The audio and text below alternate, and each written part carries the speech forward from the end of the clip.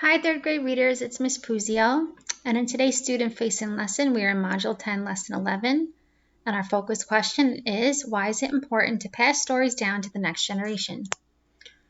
So we're going to be focusing on retelling today. And today's focus question is, why is retelling a story important? So retell means to tell again. So retelling is important because it shows that we really understood a story. So our lesson objective for today is to retell the important ideas in a story, to evaluate the details to determine their importance. So when we retell a story, not every single detail is important. For example, if you had a day at school and someone asked you, what happened at school, you would tell the most important parts of your day at school.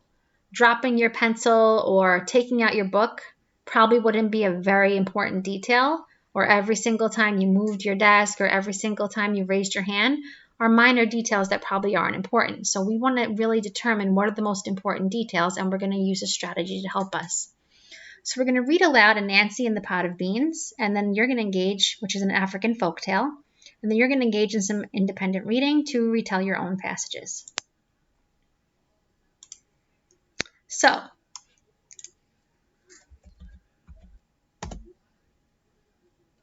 today you are going to read a new traditional folktale. We will read the African folktale Anansi and the Pot of Beans. Folktales are traditional stories that have been passed down verbally from one generation to another. Authors of folktales tell the story through the plot, which is the character, setting, problem, and solution. Folktales include a moral or a lesson learned, and they might include magic creatures or animals that talk as characters, and usually they include the beliefs and ideas of a culture.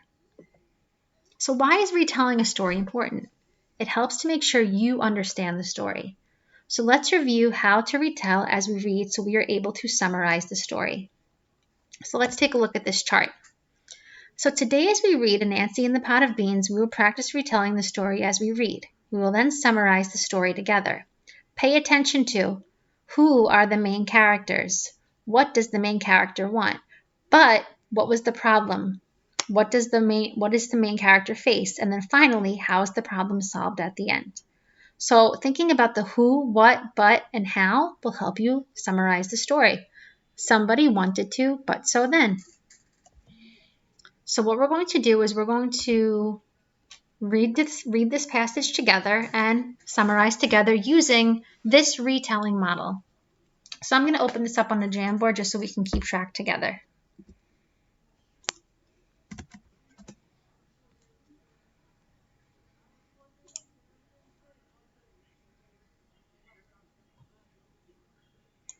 So I'm just going to use a sticky note. We'll do the who. We'll have the main characters. Okay. So we have who, the main characters. Then what did the main character want?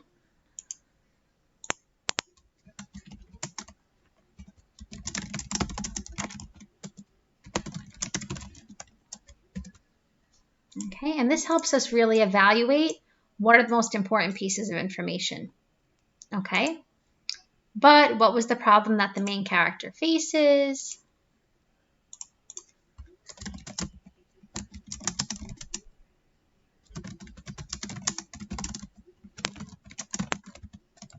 So this is just going to help us keep track as we read and really help us understand the story. And then how is the problem solved at the end?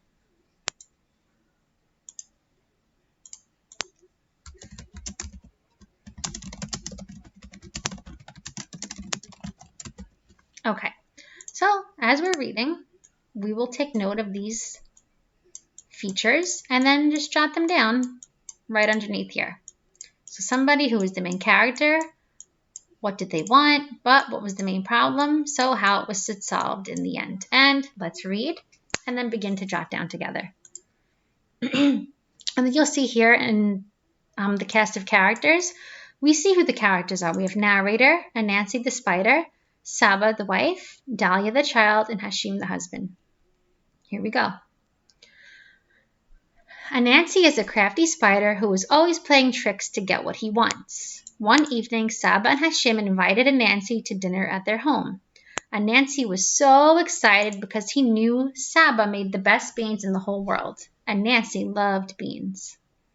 It's wonderful you could join us tonight for dinner, Anansi. We're so happy to see you. So, given the title and given what the narrator said, I'm going to say that the main character is Anansi, the spider, and then we have some minor characters. I'm going to say main character is Anansi the spider, and then we have some minor characters, that means supporting characters. We have Saba, Dahlia, and Hashim. They are the family that's having Anansi over for dinner. And then I'm going to predict that Anansi really wants beans, but let's keep reading just to make sure. Come in, Anansi, dinner is ready. Mama made a giant roast yams and rice. You're probably very hungry, right? Yes, come in and have a seat, Anansi. There's plenty of food. Oh, thank you. I see a pot of beans on the stove. Will we be having beans tonight? Anansi snickered because, well, of course, he wanted beans. More than roast, yams, or rice. In fact, he could eat the whole pot of beans if they'd let him. After all, that is the reason he came to dinner. But Saba was saving her pot of beans for the winter. Okay, so now I see what Anansi wants and part of the problem here. So what does the main character want? I'm going to color code this. Anansi really wants Saba's pot of beans. And then I know part of the problem, because I know there's probably more problems that are going to come. Saba is saving her beans for the winter. That's part of the problem, right? Because that said but. That was like a clue that that's a problem so far. So let's see if it turns into a bigger problem. Okay. We are saving those beans for the winter, Anansi, but I'm sure you'll enjoy tonight's meal. Saba made it with love. I don't want roast yams or rice. I want beans. I have to have them. I'm sure they won't even notice if I just get a taste of those beans. Excusing himself and walking into the kitchen. When no one was looking, Anansi reached into the pot and tasted the beans. They were delicious. He couldn't resist, so he quickly scooped up all the beans into his hat and returned to the table. This is a delicious meal, Saba. Let me serve you some more yams. Would you like some more roast? The hot beans underneath Anansi's hat were burning his head. So right now he's facing another problem, right? So he kind of attempts to solve the problem by scooping up the beans and stealing them. So I'm going to say here that another problem is Anansi tries to solve his problem by scooping up hot beans, but they are burning his head. So that's another major problem, right? So let's think about how this problem is solved. No, thank you. I think I'll be leaving now. I'm already full. But you just sat down. You can't leave. You have to finish your food. Perhaps you could stay a little longer. You're right, Dahlia. Anansi, it's very rude to leave in the middle of dinner. Is something wrong? No, everything is great, but I've got to run. It's been such a lovely dinner. Anansi sprinted for the door. By now, the beans were beginning to drip from his hat.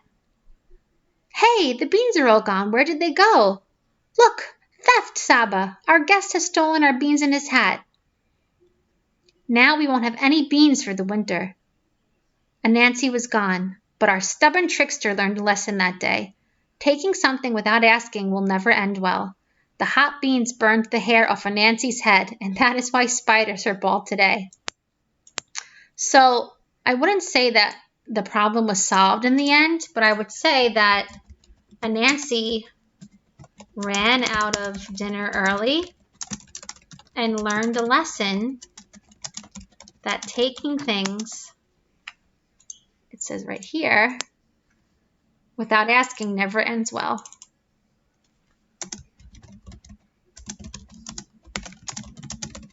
And now we have a good summary of the passage. So if you look back and reread, you can use a template like this to support you with summarizing.